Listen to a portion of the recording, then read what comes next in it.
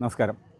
1443 Arattupuzha Pooram April 9 സമുചിതമായിട്ട് ആഘോഷിക്കുകയാണ്.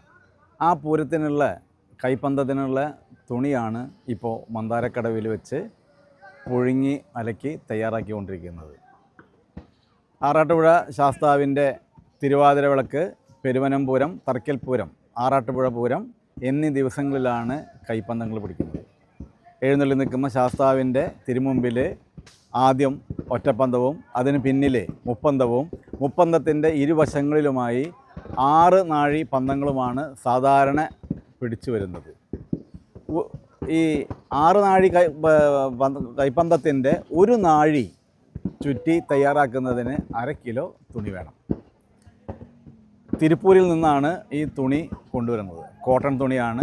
Cotton തുണിയിലെ കഞ്ഞിപ്പശ ഇവിടെ പുഴുങ്ങി അലക്കി പച്ചപ്പട്ട കൊണ്ട് മന്ദാരക്കടവിലെ കൽപ്പടവുകളിൽ വെച്ച് തല്ലി ആ പശ കളഞ്ഞിട്ട് ഇനി ആറാട്ടുപുഴ ക്ഷേത്രത്തിന് മുൻവശത്ത് ഇട്ട് ഉണക്കി തയ്യാറാക്കും. ഈ തുണിയാണ് കൈപ്പന്തം ചുറ്റാനായിട്ട് ഉപയോഗിക്കുന്നത്. കഞ്ഞിപ്പശ തീർത്തും പോകുന്നത് കാരണം കൊണ്ട് പന്തം നല്ല രീതിയിൽ കത്തും. വെളിച്ചെണ്ണയാണ് കൈപ്പന്തത്തിന് ഉപയോഗിക്കുന്നത്. ഏകദേശം 250 കിലോ തുണിയോളം പുഴുങ്ങി അലക്കി തയ്യാറാക്കും. ആദ്യകാലങ്ങളിൽ വൈദ്യുത വിളക്കുകൾ സാർവത്രികമാകുന്നതിന് മുൻപ് തന്നെ കൈപ്പന്തത്തിൻ്റെ വെളിച്ചത്തിലായിരുന്നു ആറാട്ടുപുഴ പൂരം അരങ്ങേറിയിരുന്നത്. അതുകൊണ്ട് തന്നെ തിരുവാതിര വിളക്കായാലും ശാസ്താവിൻ്റെ മറ്റ് എഴുന്നള്ളിപ്പുകളായി കഴിഞ്ഞാലും കൈപ്പന്തങ്ങൾ വളരെ അത്യാവശ്യ കാര്യമായിരുന്നു.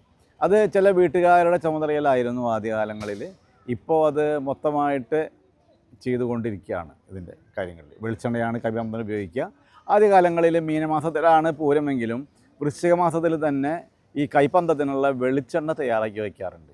വെളിച്ചെണ്ണ ആട്ടി കൊണ്ട് വന്നു കഴിഞ്ഞാൽ അത് വലിയ ഭരണികളിൽ നെല്ലിട്ട് എടുത്ത് വയ്ക്കും.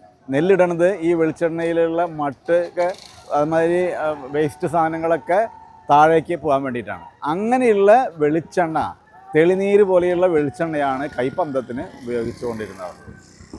6 നാഴി ഒരു കൈപ്പന്തം ഒരു പൂരത്തിന് 3 മണിക്കൂർ കത്തി നിൽക്കണമെന്നുണ്ടെങ്കിൽ ഏകദേശം 15 കിലോ വെളിച്ചെണ്ണ വേണ്ടി വരും. ആ കൈപ്പന്തത്തിൻ്റെ ഒരുക്കങ്ങളാണ് ഇവിടെ നടന്നുകൊണ്ടിരിക്കുന്നത്.